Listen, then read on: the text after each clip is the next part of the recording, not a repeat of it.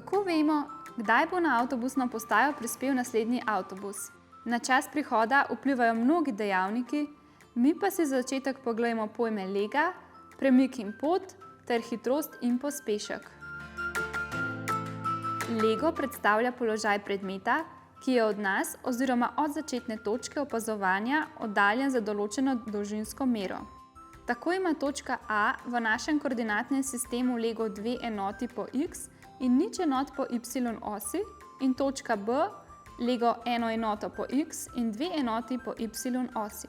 Če predmet spremeni svojo lego, vmes opravi premik.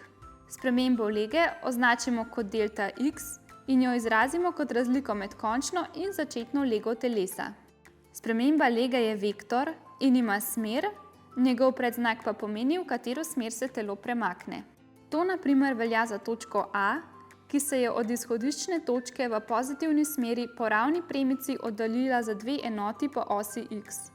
Torej je njena sprememba lege enaka 2 minus 0 in je enaka plus 2 enoti.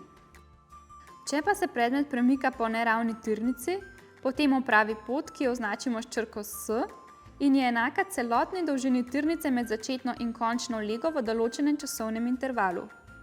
Časovni interval označimo z oznako delta t in predstavlja razliko med končnim in začetnim časom opazovanja predmeta.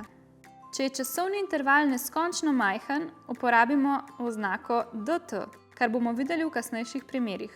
Pot je količina in je vedno pozitivna, po velikosti pa je lahko le enaka ali večja od spremembe lege predmeta. Tako je pot točke A enaka spremembi njene lege in sicer 2 enoti. Sprememba lege predmeta je tako vedno najkrajša razdalja med začetno in končno lego. To lahko opazimo, če primerjamo spremembo lege in pot točke B, ki se je premaknila najprej za 2 enoti po osi y in nato za 1 enoto po osi x. Njena pot je dolga 3 enote, njena sprememba lege pa krajša in sicer le 2,2 enote. Posebnost pri premiku predstavlja točka, ki bi iz izhodiščne lege opravila neko pot in se nato vrnila nazaj v izhodiščno lego. V tem primeru bi bila njena sprememba lege enaka 0, njena pot pa bi bila enaka celotni dolžini poti, ki bi jo v opazovanem času opravila. Ko pa se predmet premika, mora imeti tudi neko hitrost, ki nam pove, za koliko dolžinskih enot se predmet premakne v določenem časovnem intervalu.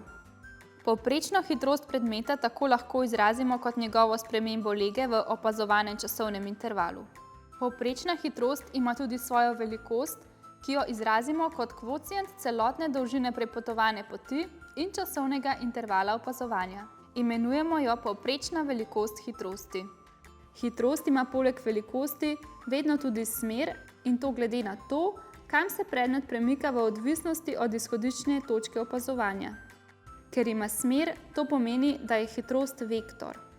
Smer je lahko pozitivna, kar pomeni, da se telo premika v pozitivni smeri, ali negativna, kar pomeni, da se telo pelje v nasprotno smer. Velikost hitrosti pa je vedno lahko le pozitivna. Da pa bi izvedeli, kakšna je trenutna hitrost opazovanega predmeta, jo moramo izmeriti v dovolj majhnem časovnem intervalu, kar izrazimo s kvocientom zelo kratkega premika in časa opazovanja. Če želimo, da se predmet premakne iz začetne lege ali spremeni svojo trenutno hitrost, pa mora nanj delovati nek pospešek, ki predstavlja spremembo hitrosti predmeta v določenem časovnem intervalu. Povprečni pospešek telesa tako izrazimo kot kvocient spremembe hitrosti in časovnega intervala, v katerem pride do te spremembe hitrosti. Tako kot hitrost je tudi pospešek vektor, saj mu lahko določimo smer. Smer pospeška je vedno enaka smeri spreminjanja hitrosti. Če je pospešek pozitiven, potem se predmetu hitrost povečuje in če je negativen, potem se predmetu hitrost zmanjšuje. Negativen pospešek imenujemo tudi pojemek. Avtobus tako ob vsakem odhodu iz postajališča občuti pozitiven pospešek, saj se njegova hitrost povečuje. Ko se pelje s konstantno hitrostjo, nanj ne deluje noben pospešek, torej je pospešek enak 0, ko pa se približuje postajališču in se njegova hitrost zmanjšuje, takrat občuti negativen pospešek oziroma pojemek, ki nanj deluje vse do zaustavitve. Če želimo izvedeti, kakšen je trenutni pospešek opazovanega predmeta, Potem ga izmerimo v dovolj kratkem časovnem intervalu in ga izrazimo kot kvocient hitrosti in časa opazovanja.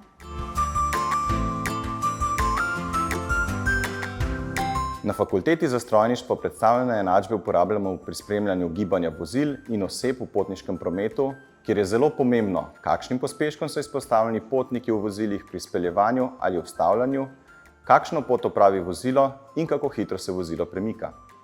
Vsi ti dejavniki vplivajo na varnost udeležencev v prometu, predvsem najbolj ranljivih, kot so pešci, kolesarji in potniki v avtobusih. S pomočjo meritev in simulacij interakcij med udeleženci v prometu in vozili lahko raziščemo primerne vrednosti pospeškov, pri katerih bi zagotovili varnost ali vsaj zmanjšali možnost poškodb ljudi.